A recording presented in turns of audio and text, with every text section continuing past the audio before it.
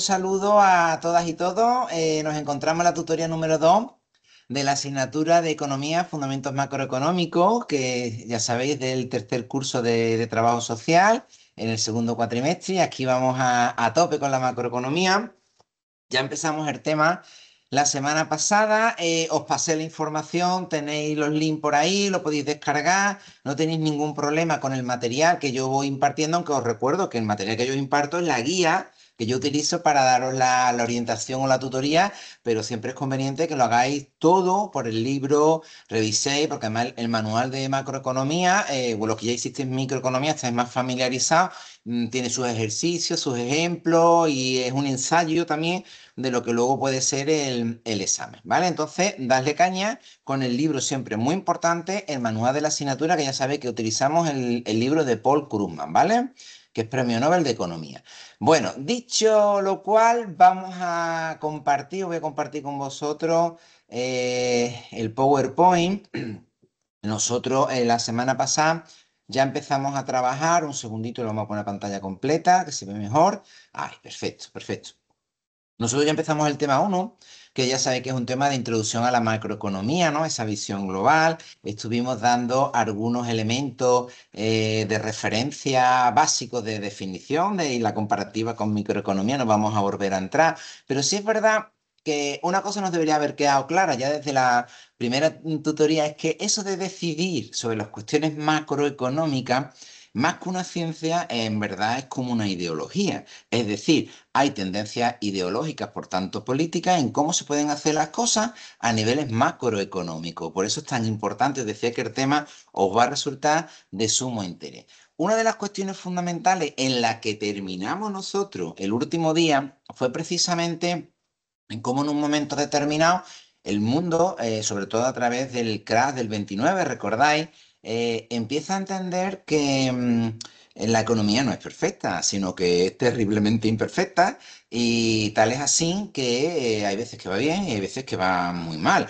Y que además había muchas maneras, o había al menos dos grandes bloques ideológicos para resolver, que eran una, pues le dejamos la economía tal cual, que es más o menos tirando hacia el liberalismo, o vamos a intervenir desde el Estado, que sería el keynesianismo, ¿vale? Eso es a grosso modo, estoy resumiendo un montón de información, porfa, entenderlo, pero a grosso modo estaríamos hablando de eso. Entonces nos quedamos con esa idea, ¿vale? La economía es imperfecta. Si es imperfecta, deberíamos de empezar a regularla, a controlarla, porque si no funciona bien y no es tan perfecta, pues tiene que un impacto a los seres humanos, ¿vale? Las consecuencias de cómo marche esa economía. Pues sobre eso es lo que vamos a continuar. Y es el concepto de ciclo económico. Es decir, hay un ciclo económico. O sea, sabemos que la economía es súper imperfecta, tal es así que hay un ciclo donde hay veces que hay recesiones y hay veces que hay expansiones. Esos son los primeros conceptos que nosotros vamos a trabajar. ¿Qué es una recesión? Pues pinta muy mal. Una recesión o una contracción son las pérdidas, los periodos, perdón, de caída de la economía en los que la producción y el empleo se reducen. Esto es muy importante. La producción, lo que se fabrica, lo que se produce, los servicios que se ofertan, lo que sea, ¿vale? Producción económica cae, ¿vale? Y el empleo, pues también se reduce. Cuando se dice que la producción se reduce y el empleo se reduce, es que va bajando o baja o desciende. No significa que tenga que haber necesariamente pérdida para todo. Cuidado con esto, ¿vale? ¿Qué es la expansión? Pues la expansión es, en vez de una contracción, pues una recuperación. Expansiones o recuperaciones son los periodos de mejora de la economía en los que la producción y el empleo crecen. O sea, está guay, ¿vale? Se produce más, hay más empleo, se consume más, pues se produce más para atender consumo. Expansión. ¿Vale? Fijaros que se habla de contracciones en las recesiones y en las expansiones se habla de recuperar. Recupera porque sabe que dentro de X tiempo va a volver a haber otra recesión. Y así jugamos a la economía. Esa alternancia entre recesiones o expansiones es lo que definimos como ciclo económico. El ciclo económico es, por tanto, la alternancia a corto plazo entre las recesiones y las expansiones. El punto en el que la economía pasa de la expansión a la recesión, vamos expandiendo y aquí empezamos a la recesión, la contracción, ese punto máximo a donde hemos llegado es lo que se conoce como un pico dentro del ciclo económico. ¿Lo opuesto al pico? Pues al revés. El punto en el que la economía pasa de caer, recesión, y empieza a expandirse, es decir, el punto más bajo a donde ha llegado, es lo que nosotros vamos a denominar valle. Bueno, pues los picos, los valles, las recesiones y la expansión, pues son un ciclo económico. Aquí tenéis un ciclo económico muy feo dibujado, pero vale el que tenemos en la figura 12.3 de nuestro libro, ¿no? Además, fijaros que están relacionando dos factores, el empleo o la producción, ¿vale? En este caso, los picos, vais viendo, aquí lo tenemos, vamos a intentar utilizar, me he ido un poco, a ver. Vamos a intentar utilizar algunos marcadores, si os dais cuenta aquí, ¿vale? Esto sería un pico, aquí hay otro pico, ¿vale? Punto en el cual dejamos de subir y empezamos a descender, ¿vale? En este caso, la tendencia general, si os dais cuenta, a más largo plazo es como que hay una expansión de la economía, pero por eso hay un ciclo económico, porque hay picos y también hay valles. Vais viendo, aquí tenemos los momentos que se ha llegado más abajo. ¿Qué es lo bueno que tiene un valle? Porque a partir de ese punto empieza la recuperación económica o empieza un ciclo de expansión económica. Aquí viene explicado, ¿vale? Expansión, recesión. Recesión es el periodo o son los periodos en los cuales baja la producción y, ojo, el empleo. Esto es muy importante.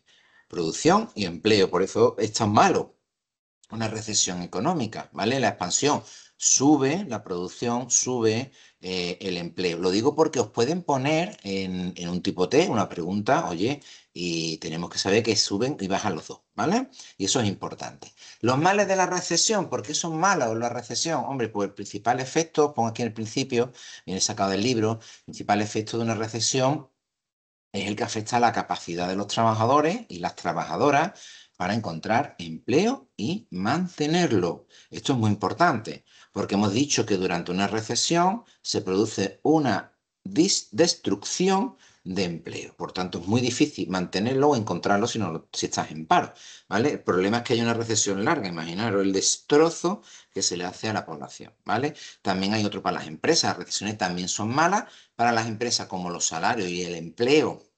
Los beneficios caen durante las recesiones y crecen durante las expansiones.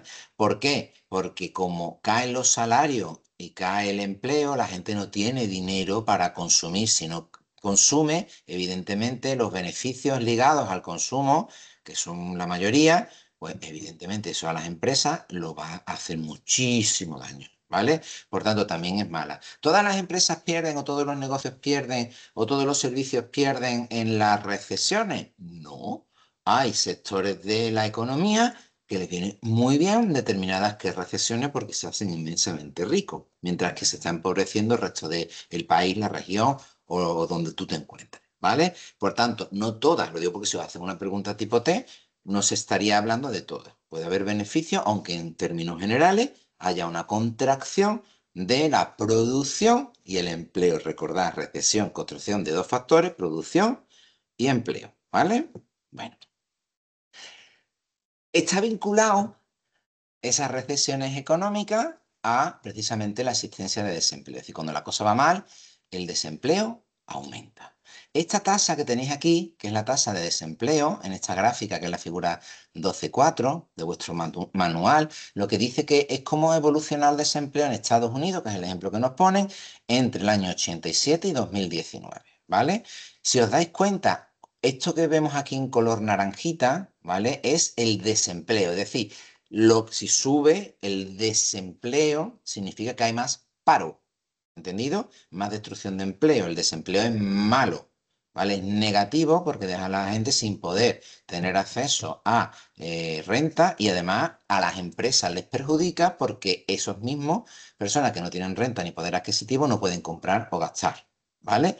Por tanto, si os dais cuenta, va unido. Y si os dais cuenta, esa tasa de desempleo se dispara, aumenta. Fijaros aquí la tendencia, ¿vale? Estas tendencias, cuando en el momento en que hay recesiones. Todo esto son recesiones o crisis económicas, ¿vale? Si os dais cuenta que se están poniendo varias de ellas, esta fue muy gorda, la que nosotros se empezó en 2007, pero técnicamente sería ya el impacto fuerte, nosotros lo vemos ya en 2008 o a finales de 2007, primero de 2008, es terriblemente. Por eso muchos autores hablan de la crisis de 2008, ¿vale? Pero técnicamente cuando hay una recesión, una crisis económica, vemos que se dispara el desempleo, ¿vale? Eso significa que aumenta el paro. Desempleo es paro, ¿vale? Si sube el desempleo, está subiendo el paro, ¿vale? Importante ese tipo de cuestiones.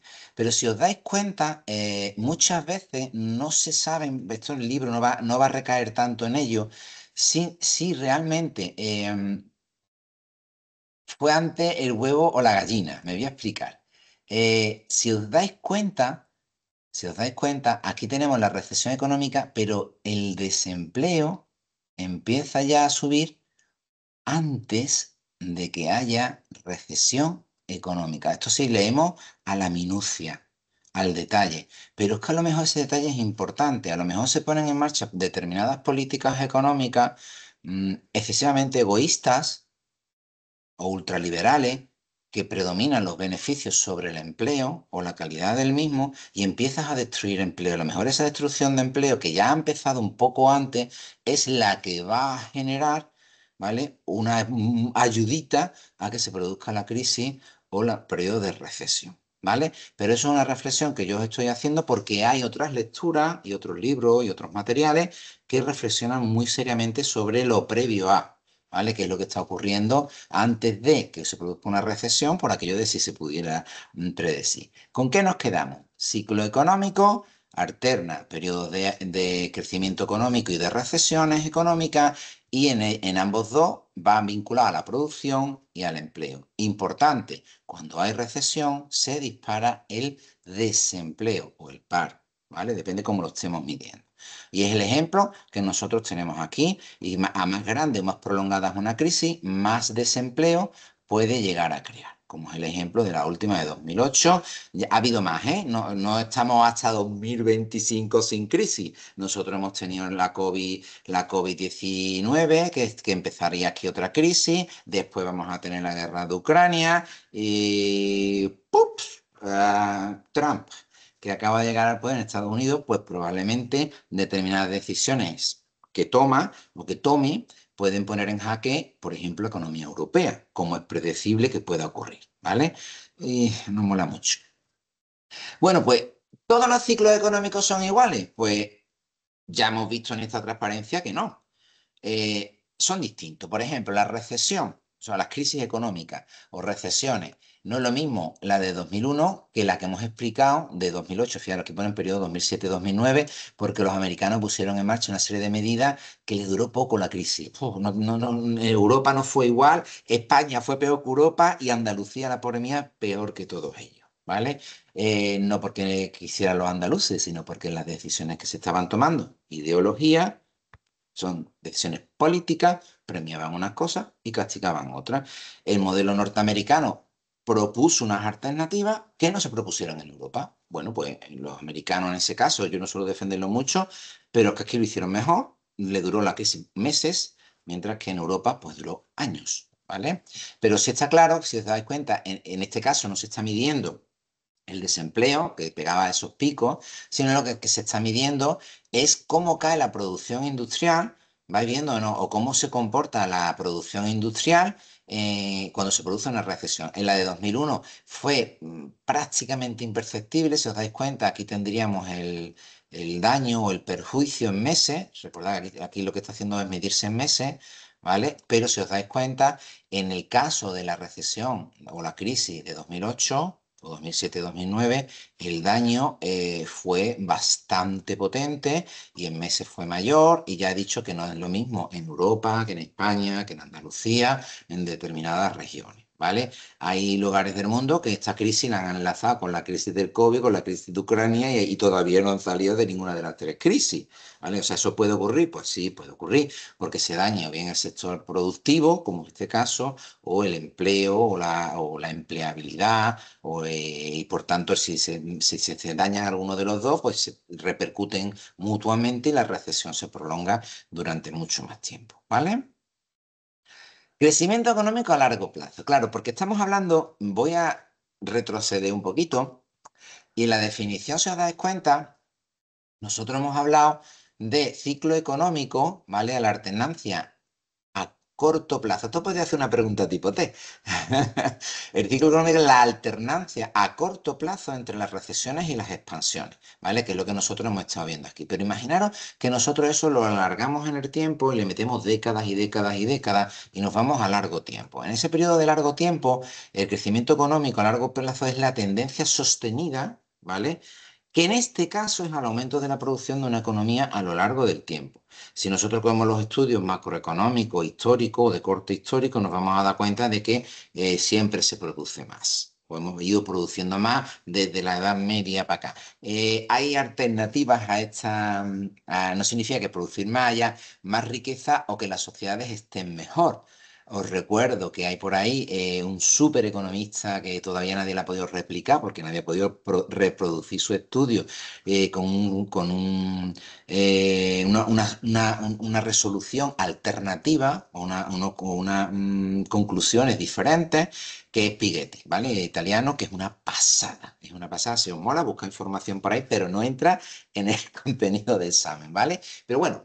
¿Qué ocurre a largo plazo? Bueno, pues a largo plazo vemos que se produce más, que hay un aumento sostenido de la producción. Es lo que se está hablando aquí, producción de la economía a largo plazo.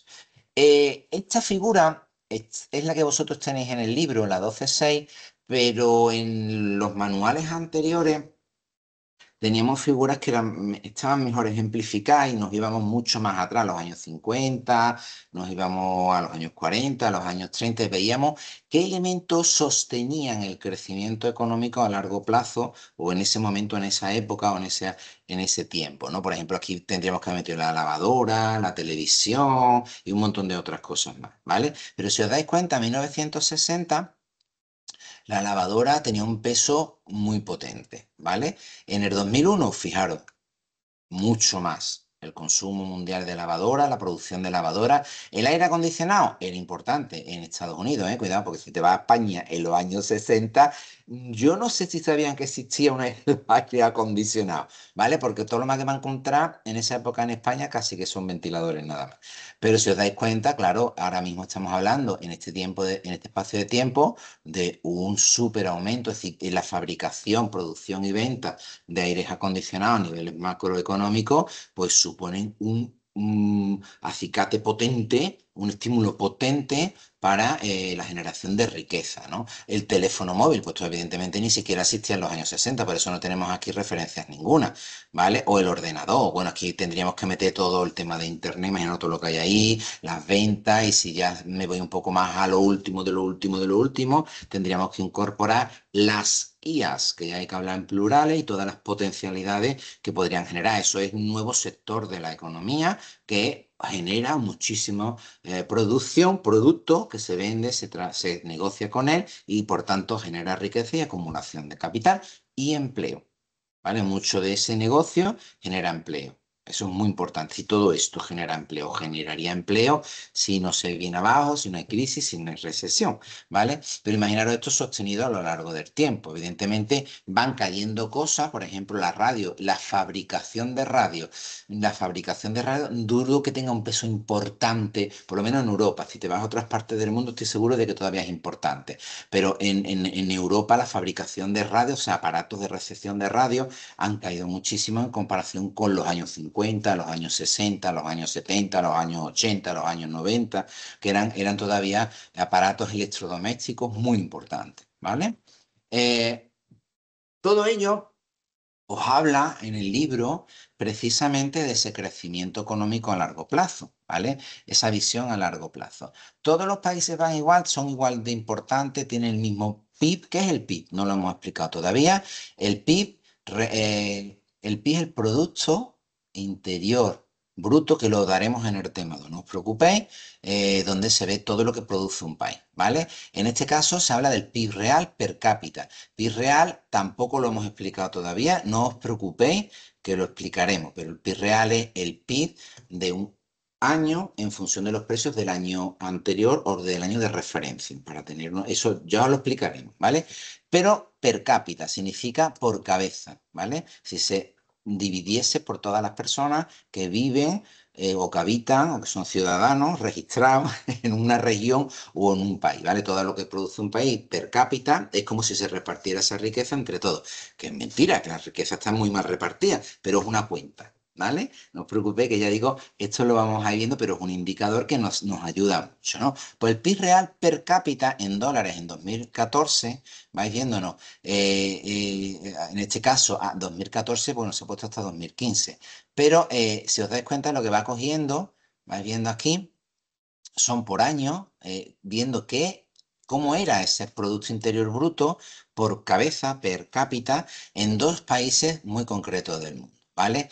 Empezamos por Reino Unido, que era jefe en ese momento. Estados Unidos porque no hay, porque no existe todavía. ¿Vale? Ya se queda Estados Unidos, ganará Reino Unido, ganará Reino Unido, ganará Reino Unido. Fijaros que entramos en el siglo XX. Ya esa producción, ese Producto Interior Bruto Real per cápita, ya Estados Unidos es una economía que ha sobrepasado, ¿vale? En crecimiento económico a Reino Unido. Y a partir de ahí ya no ha vuelto a variar, evidentemente, ¿vale? Estados Unidos está muy por ahí.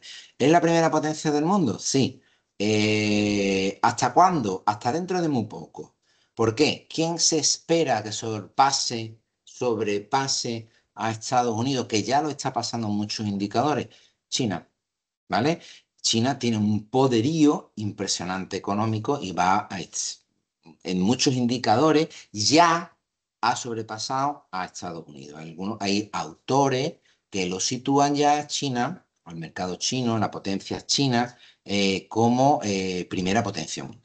¿Vale? Pero ya digo, estamos ahí en un impasse, pero eso va a pasar o está pasando, porque el adelantamiento es progresivo. Y bueno, pues ahí está Trump que quiere evitarlo, ¿no? Pero lo tiene dificilillo. Claro, hay otros dos conceptos muy importantes. Fijaros que este tema uno estamos dando hacia en niveles generales cosas que luego vamos a explicar en más profundidad, pero que nos pueden poner preguntas de esto, ¿eh? En el examen que vamos a ir explicando en más profundidad en lo sucesivo, ¿no? En los siguientes temas. ¿Qué elementos son súper importantes? Pues son súper importantes la inflación y la deflación. Esto es fundamental en macroeconomía y no os imagináis el impacto que tiene para los ciudadanos. ¿Qué es la inflación? Bueno, para la inflación, según vuestro libro, hay otras definiciones, es el aumento generalizado del nivel de precio. Cuando suben los precios, aumentan la inflación, ¿vale? Por contra, ¿qué es la deflación? ¿Vale? Es el descenso generalizado del nivel de precio. Hay otros conceptos asociados, sí, la estanflación y otros más, que ya veremos un poquito más adelante. Pero vamos, las dos son negativos para la economía. La inflación es un aumento generalizado de precios, pero ojo, la deflación es un descenso generalizado de nivel de precio. No voy a entrar mucho, pero vosotros acordáis en microeconomía. Cuando los precios caen y tú eres el que oferta, puede llegar un momento que los precios sean tan bajos que a ti no te interese ofertar. Si a ti no te interesa ofertar, tú te quitas del juego de la oferta y la demanda. ¿Se va entendiendo o no? ¿Eso qué significa? Eso significa destrucción de empleo. Porque tú cierras fábricas, cierras productos, cierras una cadena de montaje, cierras lo que sea. ¿Vais viendo o no? Todo esto es malo. ¿Qué le ocurre a la inflación? Pues un empobrecimiento de la población. ¿Qué es lo que podemos interpretar aquí? Fijaros, aquí tenéis el crecimiento de los precios en la figura 12.8 de vuestro libro. En este caso, una comparativa entre 1980, que está bien traída, hasta 2018, que es más o menos el año de referencia en que publican este manual que estamos utilizando, ¿vale? Aquí se va viendo que el ingreso por hora, y ahora explicamos por qué, en todo ese tiempo en Estados Unidos ha crecido un 240%. Pero fijaros cómo un montón de otros productos básicos de la cesta de la compra. Ya explicaremos lo que es la cesta de la compra, pero los productos básicos que un norteamericano o un europeo consumiría, aquí hemos metido también el café, en ese periodo de tiempo ha aumentado todo un porcentaje, un 34%, un 101%, un 124%, un 157%. Cuando tú echas cuenta, se va viendo o no, tú te estás dando cuenta de que a lo mejor, aunque vayan aumentando ligeramente el ingreso por hora o los salarios, vamos a llamarlo así, puede ser que los precios en su conjunto aumenten por encima o no de ese aumento del salario. Y aquí viene la crème de la crème, el quid de la cuestión. Cuando se habla de inflación y se habla de deflación, como estamos en la universidad, tenemos que dar un pasito más. No nos están contando la segunda parte de la película. ¿Cuál es la segunda parte de la película? La segunda parte de la película son los salarios. Por eso están metidos en esta gráfica. Esto es muy importante. Es decir, si los precios de las cosas, ¿vale? Si los precios de las cosas, nosotros en macroeconomía lo denominaremos IPC y lo estudiaremos en los siguientes temas, ¿vale? Si lo que valen las cosas, índice de precios al consumo, IPC, aumentan y los salarios de las personas no aumentan, ¿qué le ocurre? Pues esto es muy sencillo. Oye, yo cobro 100 y resulta que ha pasado un mes y las cosas que yo compraba por 100 han aumentado de precio y valen 101. Yo sigo cobrando lo mismo que el mes pasado, sí, cobro 100 y este mes 100. ¿Con 100 puedo comprar lo mismo que compraba el mes pasado? No. ¿Te han bajado el salario? No. ¿Te han empobrecido? Sí, porque con 100 yo no puedo comprar 101. ¿Solución? Te endeuda. ¿Y si te endeuda, qué pasa? Te empobreces más. ¿Vais viendo por dónde vamos? Porque para comprar lo que antes compraba con tu salario, impone, ya no lo puedes hacer tú, necesitas pedir ayuda. Eso es un daño muy tremendo de la inflación. ¿Qué ocurriría si yo cobro 100 y las cosas valen 100? Al mes siguiente, las cosas han subido a 101, pero mi salario ha subido a 101. ¿Qué ha ocurrido? Para mí, nada, soy igual de rico de pobre que el mes anterior, porque con 101 cobro 101. No habría inflación. Ups, chavalito, espérate. ¿Me estás diciendo que si la gente le subimos los salarios conforme a lo que los precios suben, no tendríamos un efecto de empobrecimiento en las personas? Efectivamente, pero eso no nos lo cuentan, porque estamos en una época en la que hablar de aumentos de salario no mola. Bueno, entonces, ¿quién se queda con ese beneficio? Un montón de gente, muchísima gente, muchísimos intermediarios. La banca también, porque si tú te endeudas más, a la banca le mola porque gana más. Hay mucha gente que gana con esto. Entonces, el IPC y la inflación se podría, en un momento determinado, arreglar de una manera distinta a la que se está arreglando. Claro, porque no es una ciencia exacta, es ideología. Puedes tomar el camino A o el camino B. A uno lo vas a beneficiar, perjudicar por aquí, y a otro lo vas a beneficiar, perjudicar por aquí. ¿A quién quiere beneficiar o perjudicar? ¿Vais viendo por dónde vamos? Depende de las decisiones que toman, tiene impacto en determinados grupos de población. Es decir, si a niveles macroeconómicos, quienes ostentan la capacidad de decisión y los grupos de presión que presionan ahí, deciden en un momento determinado no hacer subidas salariales para controlar la inflación, pues empobrecemos a las personas. Si lo único que quieres hacer es política de control de precios, puede ser que las políticas de control de precios pues no te funcionen igual y por tanto sigas empobreciendo a las personas. Tenemos que tener muchísimo cuidado. Todo esto es macroeconomía es ideología. Son tendencias, son caminos, son alternativas. ¿Cuál tomamos? ¿Vais viendo por dónde voy o no? Entonces, técnicamente para un trabajador social la inflación, que es un aumento generalizado de los precios a costa de una no adecuación de los salarios a esa subida de los precios. Esa sería la clave fundamental. Por eso, cuando se dice, sobre todo ahora en enero, ¿no? Que es cuando se producen las actualizaciones de las pensiones de los mayores conforme al IPC, os sonará esto. Una paguita que le van a dar a los mayores, una paguita que le van a dar a los mayores, no, no es una paguita, es el dinero que les deben. Me explico.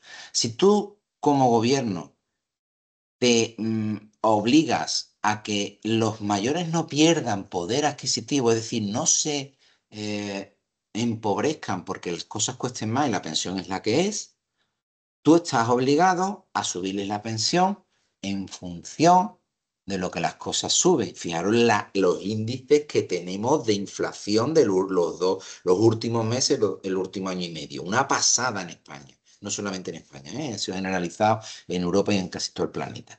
Vale. ¿Qué se hace en el ajuste? Pues muy sencillo. Si yo en el año pasado te daba esta pensión y ahora yo hice una previsión de que iba a subir un 1% y resulta que la inflación sube un 3, un 4, un 5 o lo que sea, yo en enero te tengo que reajustar, o en diciembre, es que no tengo clara la fecha. A final y principio de ejercicio económico tengo que hacer un reajuste. ¿Cuánto dinero te debo? Porque con la pensión que estabas no podías comprar lo mismo que el año anterior. Es decir, no te están dando una paga extra, no te están subiendo la pensión, sino que te están dejando igual de rico o de pobre que estabas antes. ¿Se entendió o no? Lo que te están es reajustando el impacto que los precios han tenido en tu poder adquisitivo, ¿vale? Cuidado con esto porque nos lo venden de muchas maneras, pero nosotros somos universitarios, ya tenemos que controlar esta terminología y todo lo que significa o acompaña a este proceso. Entonces es muy importante. Es decir, cuando hay aumentos generalizados de los precios y no se acompañan con aumentos salariales, la gente se empobrece. Cobra lo mismo, pero con el mismo dinero no puede comprar lo mismo. ¿Vais viendo? Se empobrece. ¿Qué le ha ocurrido a la cesta del supermercado? No voy a hablar de la compra, que es un concepto económico. La compra de la comida, vosotros preguntáis a vuestra familia. ¿Cuánto costaba llenar el carro de la cesta de la compra de un supermercado hace 4 o 5 años? Y los salarios, si no han subido, te cuesta lo mismo. ¿Destinas el mismo porcentaje de tu paga o de tus ingresos a comer o a comer igual o a comer los mismos productos que antes? Pero cuando hablamos de esos productos, imaginaros gasolina, electricidad, bueno, un montón de otros productos que se pueden meter aquí. Todo eso que se mete, ya lo veremos, es el concepto de cesta de la compra, pero los vamos a explicar un poquito más adelante. Pero para que nos vayamos entendiendo de cómo funciona el sistema. Bueno, espero haberos aclarado algunas cuestiones porque esto lo vamos a retomar un poquito más en profundidad, también un poquito más adelante, ¿vale? Claro, os decía, tanto inflación como deflación son negativas. Tanto la inflación como la deflación pueden causar problemas en una economía. Dos ejemplos. Por ejemplo, la inflación reduce los incentivos para mantener dinero en efectivo, porque el efectivo pierde valor en el tiempo si el nivel de precios crece. Es decir, para aquí, si los precios de las cosas están aumentando, yo tengo 1.000 euros guardados debajo de mi colchón y no los gasto, cuando pasan 6 meses y las cosas se siguen encareciendo, mis 1.000 euros ya no pueden comprar lo mismo porque se han encarecido. Es decir, mis 1.000 euros, el dinero en efectivo, pierde valor. Esto es muy importante. Es decir, se reduce la cantidad de bienes y servicios que se pueden comprar con una determinada cantidad de dinero. En casos de inflación extrema, la gente puede llegar a dejar de usar el dinero y vuelve al trueque.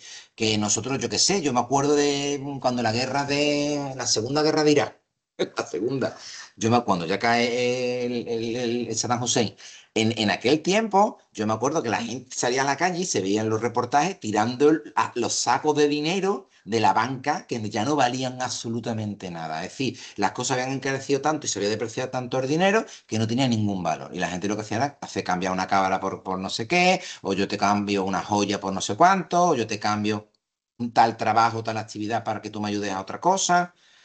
La deflación puede causar el problema contrario. Si el nivel de precio está bajando, ya lo explicaba antes, las cosas cuestan menos, menos, menos, el dinero en efectivo, es verdad, gana valor con el paso de tiempo. Más el dinero que yo guardo, como los precios de las cosas caen, a más caigan el precio de las cosas, más cosas puedo comprar con el mismo dinero. Mi dinero en efectivo aumenta, ¿vale?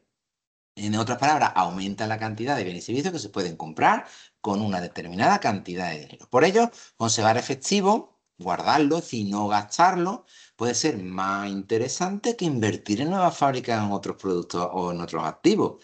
Esto es muy importante. Es decir, si a mí me interesa acumular dinero o retener dinero y no moverlo porque es que se está revalorizando solito, ¿para qué voy a montar una fábrica? Eso puede agravar una recesión, claro, porque dejas de invertir en el sector productivo. Describiremos otros costes de la inflación y la deflación en el capítulo posteriores.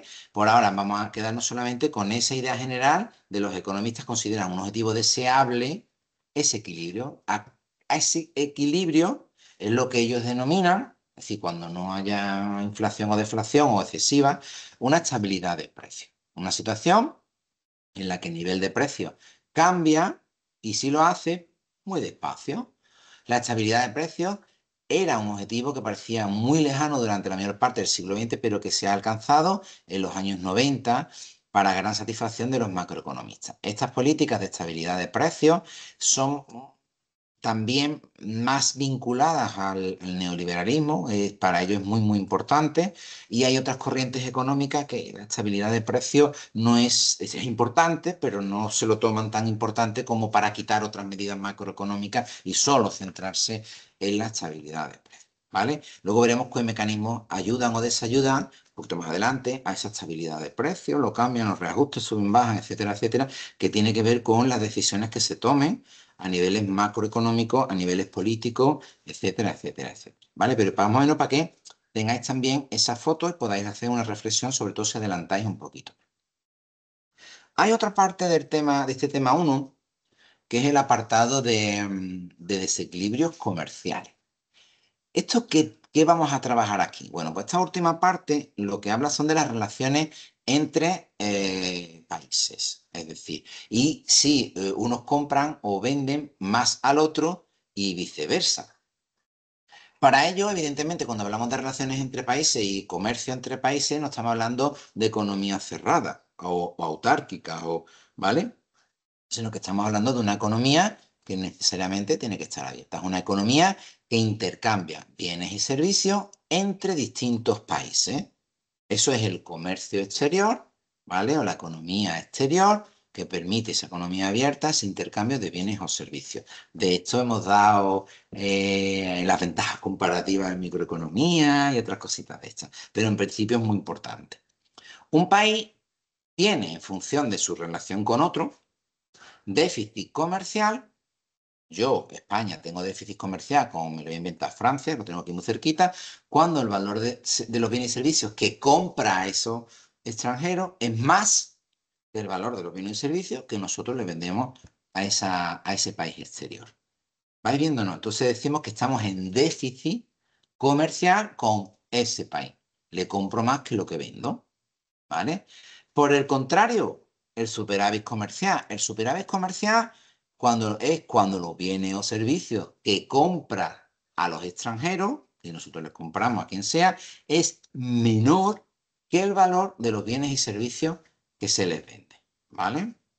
Entonces decimos que nosotros le vendemos más, por tanto tenemos en esa balanza, que se llama así también, comercial, en esa balanza comercial, pues tenemos un superávit comercial. Es importante entender que estas medidas también se pueden toquetear, se pueden regular, se pueden modificar. ¿Cómo lo podemos hacer? Pues muy sencillo. Si yo estoy en déficit comercial con un país, le compro más de lo que yo le vendo, le puedo poner tasas o aranceles, uy, uy, aranceles, tasas o aranceles a esos países, de tal manera que cuando se les compre, salga más caro, vais viendo, no, y se desestimula esa balanza comercial en ese sentido. Se perjudica ese comercio o se acentúa las ganancias o que prime quien esté en ese momento en el país, ¿no? Pero, ojo, también las cosas son más caras, por tanto, perjudica los bolsillos de los consumidores. Bueno, fijaros, ahora mismo a niveles mundiales ha llegado un personaje que se llama Trump, lo llamo personaje, ¿eh? Que no es tonto, cuidado, que te ha rodeado, él es listo y está rodeado de mucha gente, ¿listo? Pero un showman, un personaje que está jugando y puede hacer mucho daño a la economía mundial, daño en el sentido que él considere beneficioso para él, de jugar a una guerra de aranceles, una guerra arancelaria. ¿Qué juega, qué es este mecanismo? Pues lo veremos un poquito más adelante, creo que en el último tema, no me acuerdo ya, cuando veamos el tema de las balanzas comerciales, donde esos aranceles lo que juegan es precisamente a generar una ventaja para el país que los pone. ¿Vale? Claro, pero una guerra arancelaria significa que los otros países también te lo van a poner a ti. ¿Quién va a salir perjudicado? por los que tengan que pagar por las cosas. Al final siempre somos los mismos. Vamos a ver por dónde salta esto y a quién perjudica y por dónde tira el tema. Pero técnicamente se mide esa balanza comercial en una economía abierta, esa relación económica entre, estamos explicando, dos países, cuando si tú les compras más de lo que les vendes, tienes déficit, si tú les vendes más de lo que le compras, pues tienes superávit comercial. España, busca por ahí, países de superávit o déficit comercial en referencia a España y os sale con quién más, con quién menos. No estamos muy reguleras, con algunas excepciones, algunos países sí. Claro, eso habla, evidentemente, como es un comprar y vender, nosotros en economía, y si no fuera economía también lo llamaríamos igual, hablamos de exportar o importar. Exportaciones o importaciones. Exportar es lo que yo vendo hacia afuera, importar es lo que me traigo de fuera, compro fuera para traerlo hacia adentro. ¿Vale? Y aquí tenéis modelos económicos distintos. Cuidado que esto también cambia según los años, ¿eh? Puede haber variaciones, pero técnicamente, si os dais cuenta, el azul es vender, exportar, y si os dais cuenta, aquí hay dos países que venden más que compran. Si os dais cuenta, dos modelos económicos que son potencias mundiales, como son Alemania, ¿vale? Y como son China. Estos dos, la balanza comercial, wow, es una pasada. Vais viendo en general, ¿no? Con sus países de alrededor. Pero si os dais cuenta, Estados Unidos, y de ahí viene lo de Trump, ¿vale? Genera en exportaciones menos que lo que importa. Esto es muy importante. Es decir, su economía consume mucho más de países de fuera que lo que les vende a los países de fuera. Y mira que la economía americana es potente. ¿Vais viendo? No. Es decir, en general tendría un déficit comercial con el resto de los países de su entorno. ¿Vale? En ese momento, en este año, que la figura es de 2017. ¿Se entiende ahora por qué Trump quiere hacer ese tipo de cosas? Pues efectivamente,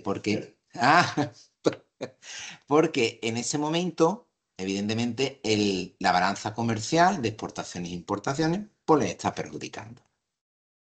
Bueno, yo creo que con esto lo vamos a dejar aquí. Hemos dado caña, hemos sido capaces de trabajar todo el tema uno. Cuidado, que no es cualquier cosa. Es decir, el tema uno es un tema que nos sitúa totalmente en lo que vamos a encontrar en macroeconomía y controlando estos conceptos, luego lo que vamos a hacer es profundizar un poquito más y darle alegría, ¿no? A los temas. Pero técnicamente estamos controlando toda la asignatura, ¿vale?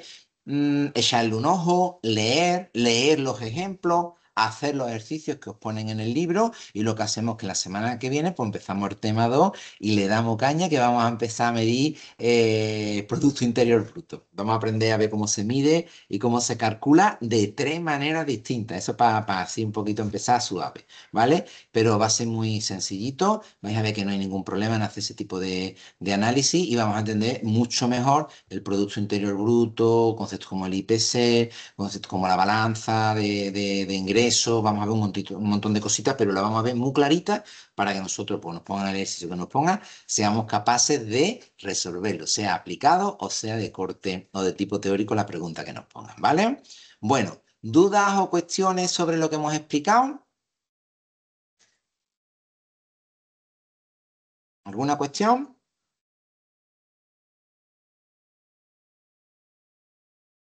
Vale, pues entonces lo que vamos a hacer, nos vamos a despedir y os deseo que tengáis una feliz semana y lo pasáis genial. Dale caña, que la macroeconomía es vuestra, ¿vale? Hasta luego, pasadlo bien, me despido, adiós.